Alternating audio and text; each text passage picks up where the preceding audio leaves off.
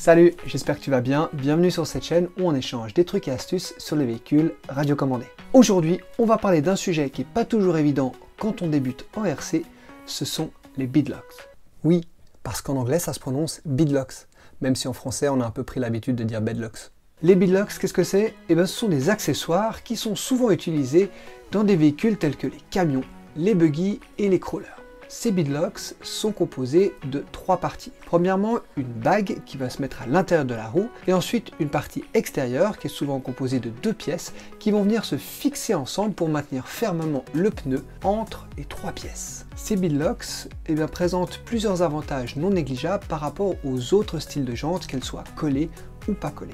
Premièrement, ça va être le maintien sécurisé des pneus. Comme on a un système de prise en tenaille du pneu, celui-ci va être tenu plus fermement que si c'était juste collé sur les jantes. Deuxièmement, ça va être l'ajustement de la pression des pneus. Le système des beadlocks te permet de régler cette pression en serrant ou desserrant les boulons de la bague extérieure. En plus, tu vas pouvoir démonter ton pneu à ta guise, y ajouter de la mousse, changer celle qui est déjà en place ou bien mettre un autre type de renfort. Il y en a notamment qui sont faits en impression 3D. Ces modifications, elles vont te permettre d'optimiser le rendement de tes pneus en fonction des différents types de terrains dans lesquels tu vas évoluer. Troisièmement, ça améliore aussi la durabilité. Pourquoi? Parce que les beadlocks protègent le pneu contre les dommages causés par les déformations excessives de la jante lorsqu'il y a des chocs ou des chutes. Donc ça peut être un avantage économique à long terme.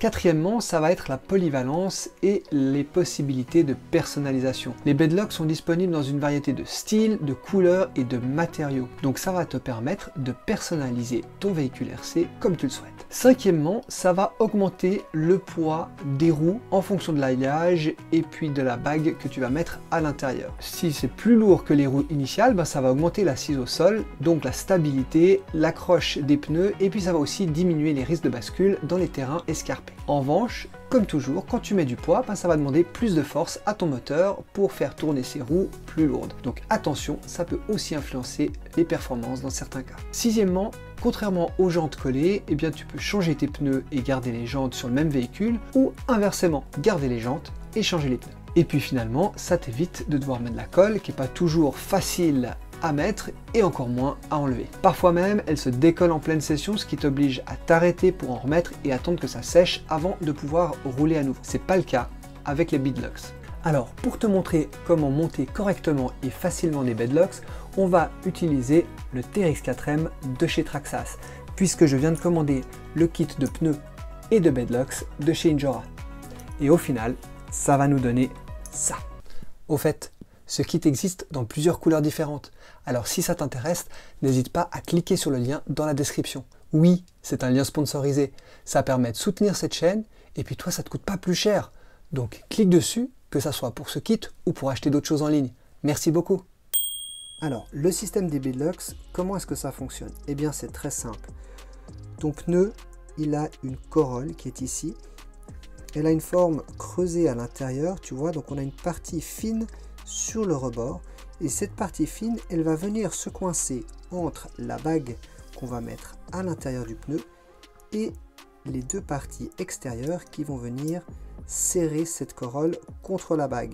Tu vois qu'ici on a un petit espace, voilà, c'est dans cet espace qu'on va venir insérer la corolle et quand on va venir serrer le système, la corolle est comprimée et ne bouge plus. Alors dans ce kit Injora, on va y trouver ces pneus qui ont l'avantage d'être un petit peu plus rigides que les pneus d'origine et puis surtout qui ont un profil cranté extrêmement intéressant puisqu'il est bien profond. À l'intérieur de ce pneu, on va y trouver une mousse. Alors si tu veux avoir plus de souplesse sur ton pneu, tu n'es pas obligé de la mettre. C'est en fonction du terrain sur lequel tu évolues et de la réactivité du pneu que tu souhaites. Donc à toi de voir. Personnellement, je préfère laisser la mousse dans un premier temps et puis en fonction des résultats dans le terrain, on fera des ajustements. Avec ces pneus, on va trouver les fameux beadlocks. Ils sont livrés avec les vis, elles sont là, et puis ils les ont prévissées pour éviter que les pièces se détachent. Donc évidemment, avant de commencer de travailler, il faudra enlever les deux petites vis là. Et puis finalement, pour visser et dévisser tes vis, il te faudra un tournevis à 6 pans de 1,5. Petite astuce supplémentaire qui est absolument pas obligatoire, c'est d'avoir un petit support sur lequel tu pourras appuyer ton beadlock. Ici, je prends un cône Oxlow, qui peut d'ailleurs servir pour faire des petits circuits, c'est très pratique, ils sont pas chers, et ça va me permettre de poser mon système bedlock et le pneu dessus, je te montre ça tout à l'heure. Très important, avant de monter tes bedlocks, pense à regarder si tes pneus ont un dessin et un sens, parce que évidemment on ne voudrait pas que certains soient à l'envers par rapport aux autres. Pense aussi qu'il va y avoir des pneus à gauche et à droite, donc en fonction du dessin ça peut aussi jouer un rôle dans le montage des bedlocks.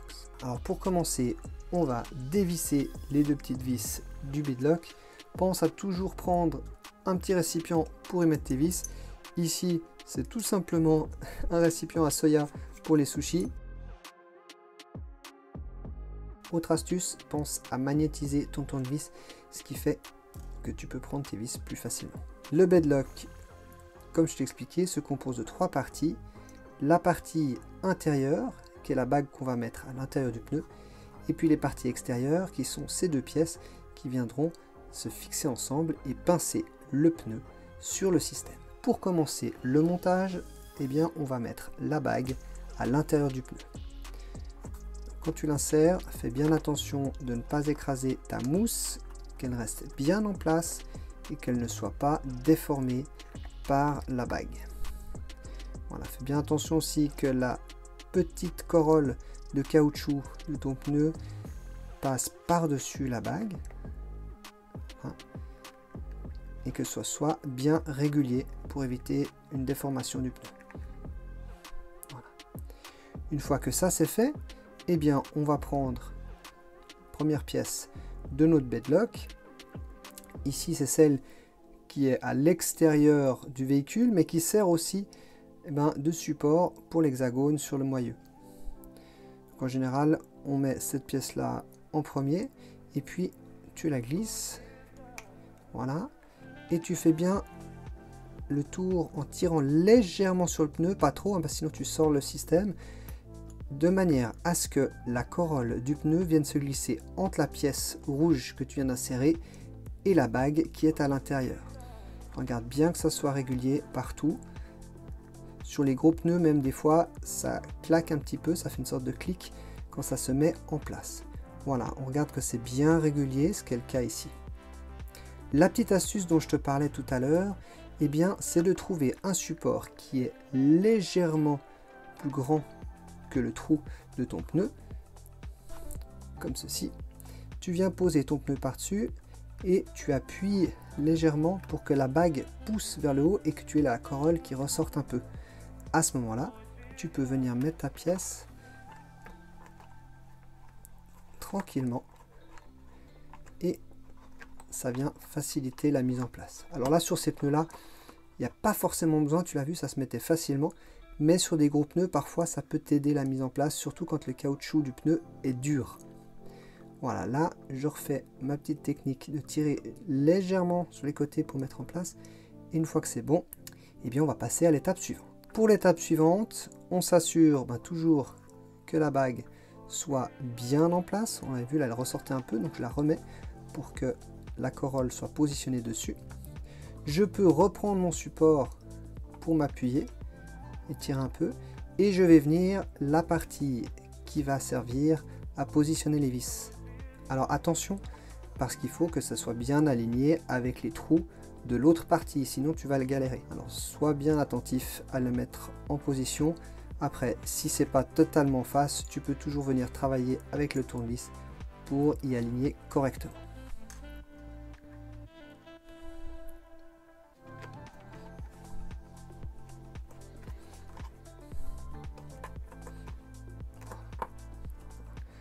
Pas mal, on entend que ça cracote. Une fois que c'est bon, je tiens avec les deux doigts et je viens faire mon petit tour jusqu'à ce que tout soit positionné correctement. Si je vois qu'il y a une partie qui n'est pas positionnée correctement, je continue à organiser ça.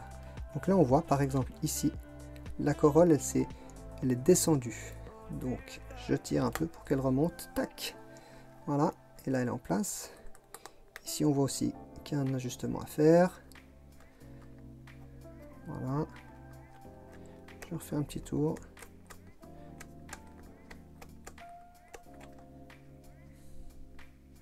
Ok, là on est bien.